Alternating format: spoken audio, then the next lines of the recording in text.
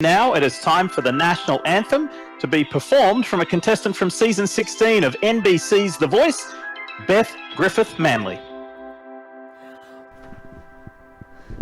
Okay, this is a ludicrous setup. The coronavirus has led to the cancellation of everything. E3, Cirque du Soleil, Disney World, the world has been canceled. Even a BTS tour was affected, and if those stands can't take down the virus, well, I think that underlines how dire the situation is. Sports have been no exception. Don't worry, this is a gaming story. Basketball and hockey had their seasons paused. Baseball didn't even get to start. But thanks to video games, one sport has been able to cling to some semblance of regularity, and it's got a pretty bright future. Running at the front. And another one into the wall.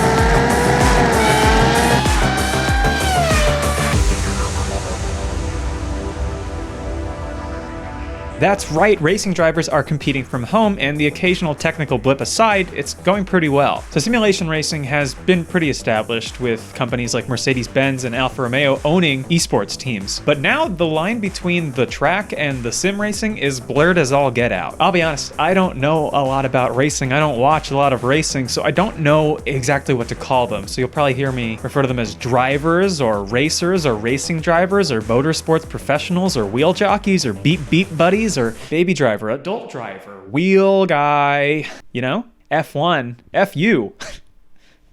I'm losing my mind. I also wasn't aware that a chaplain from IndyCar Ministries starts out IndyCar races. Let's pray. So if you're a dyed-in-the-wool racing fan and my ignorance upsets you, feel free to complain to me at twitter.com/handsomemaster2. The point is, you don't have to be a racing fan, sim or otherwise, to appreciate these events that are being put on by the same people that work at and organize the real-life race events. I'd been hearing the buzz about these digi races for a little while now, and so I finally checked out a highlight reel. Holy f***, dude, I'm sold. It's cool as hell. I've also played enough racing games to know that even a casual game or a sim-light kind of racer can emulate that same rush and intensity of driving a car really, really fast. There's a few reasons why motorsports adapted so quickly to the at-home style, while other entertainers and sports have struggled to put on even the most basic events. This is a new age we're living in, when celebrities are exposing themselves as tech-literate mortals, and ESPN can't even put together a horse competition with real NBA players, which by all accounts should have been a slam run. I'm kidding. I like sports. I don't really go for the whole sports ball joke. I know what a slam dunk is. I know, I'm very impressive. But I also know that this looks a little more like ASS than HORSE.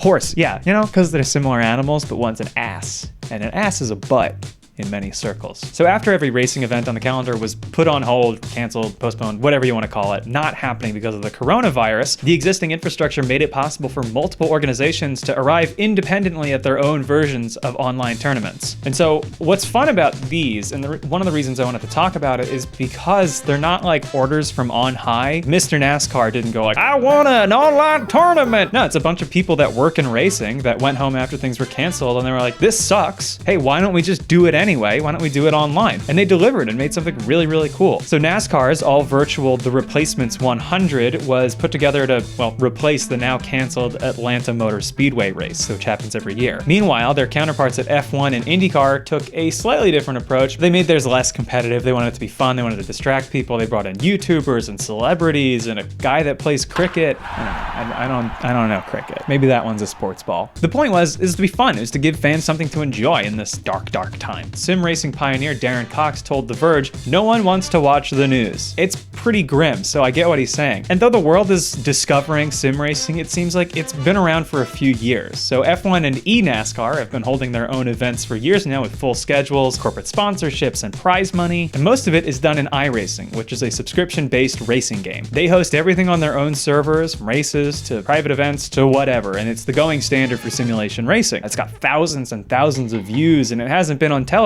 Well, until now, I think. So that's one reason why the racing world has so quickly been able to pivot. The other reason is the rigs and simulation equipment that so many racers have in their own homes. NASCAR spotter Kevin Hamlin speculated that around half, if not more, of the people involved with NASCAR, this is not just drivers, this is just the organization, use iRacing and have rigs at home. I mean, this means like a PC, a steering wheel, a gear shifter, pedals. They're awesome. 3 TVs or a 49-inch wide curved Samsung. God, I mean, these are some serious rigs. Look at this wheel, that's nuts. It looks like it came right out of an F1 car straight into this dude's living room. And so once the rig or the sim is factored in, that takes away a lot of the barriers existing between the digital track and the real one. Parker Kligerman? Kligerman. I'm gonna do Kligerman. And the 30 lands on its roof. That's Parker Kligerman. He told The Verge, quote, "It's the only esport that connects in such a parallel to the real world." Then he compared 2K games to real basketball, and he made the point that just because a kid has skills on the game, it almost certainly doesn't mean they could go one-on-one with a real NBA player. In the real world, Aaron Carter doesn't beat Shaq. In the real world, Aaron Carter goes on to get an enormous face tattoo and then steal a bunch of lion art for Carter merch. Like twice, I think. Ugh. But in racing, Kligerman continued, "If someone gets on there and outraces me, if they were to get the chance to get in a real car, it might translate really well." It's not an outlandish idea either. The virtual racer that's been running virtual laps around actual F1 drivers had aspirations once to drive for F1, but since he didn't have the funds to get involved growing up, he found his way in through esports, eventually becoming part of the Alfa Romeo F1 esports team. Unfortunately, he's a bit tall for the car, and he says that he would have had to start from like a younger age if he wanted to compete at that level, but the odds are his hours behind the sim wheel would probably put him in a good position to start. When you put... Yeah, what's up? Oh, are you filming right now? Yeah. It's John. The fire that burns outside my heart. Is that something?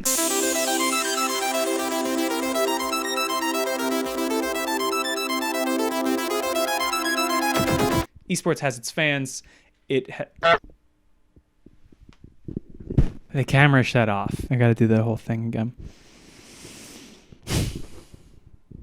Same thing. Okay. Are you rolling? We're gonna have a long chat. Camera. Odds are his hours behind the sim wheel would give him a pretty good start if he got behind the wheel of a real one.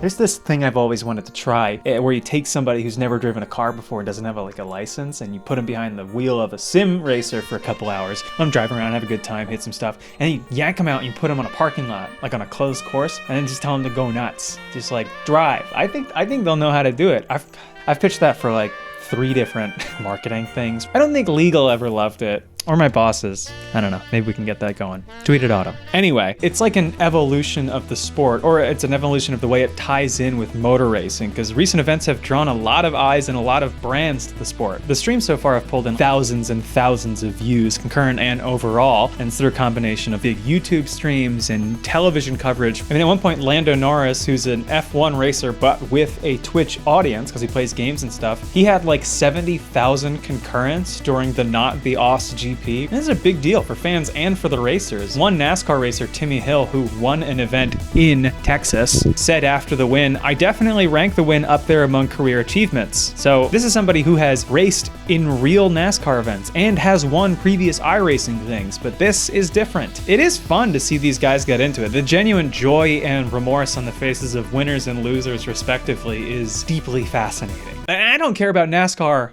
at all. I'm not passing judgment though. Maybe at a different point in my life I would have, but I think drinking beer during the day and completely just f***ing your eardrums is something we can all get on board with. And that's cool. There is one post-race tweet though that stands above the rest, and I just have to talk about it for a second. That's Bobby's. He's a retired NASCAR driver. For one, cool to see a veteran get back in the fray. I'm sure that's fun for him. 2, it's the orange vanilla Coke. It's presented so clearly. I mean, it has to be a sponsor, right? Or does he enjoy the taste of orange vanilla Coke so much that he has to make sure to drink it with the label out, like so any thirsty passers-by will know that only an ice-cold orange vanilla Coke will satisfy. You don't have to like sports, or otherwise to appreciate this. I mean, literally during an F1 race, Lando Norris, who we talked about earlier with the Twitch following, his computer disconnected, and so an AI took over. I love that. An AI computer imposter sneaking into a crowded race of competitors wearing the mask of a famous racer. I don't know. I'd watch that. According to The Verge, Parker Kligerman, we heard from him before, his computer tried to force a Windows update which sent him straight into a wall.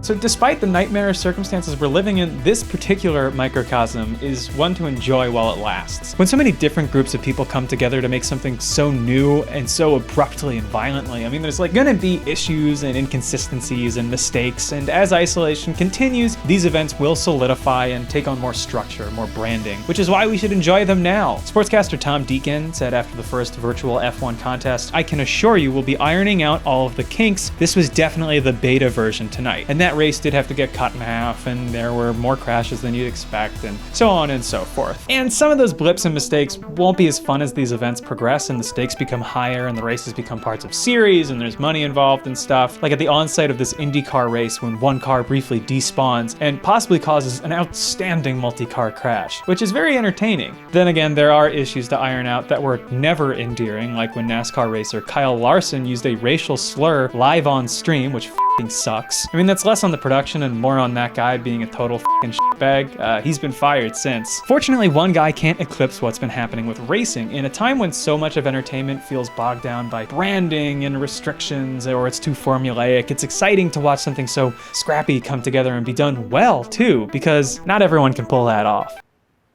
I guess Disney money will only buy you so much. So as we wrap up, I just want to say, this is the future. Virtual racers competing around the world against each other on a digital track in the face of a worldwide catastrophe. Imagine if they were wearing like virtual boys and the whole track was a wireframe. It's cool. This is like the dream of sci-fi. This is like Tron. And if they died in the game, maybe they die in real life? Oh, that's too far. We don't want that to happen because there are a lot of crashes in the game. What I'm getting at is that when so many of us are living under extreme fear and duress, or maybe even both, it's really nice to see a vision like this realized. Last year at GDC, Blizzard got a lot of praise for implementing a system in Overwatch that it said had a huge impact on cutting toxic behavior. They stopped selling the game. Yeah, it's called an endorsement system, and it let players reward others for positive behavior in the game and also report negative or disruptive actions. So Brian, you're our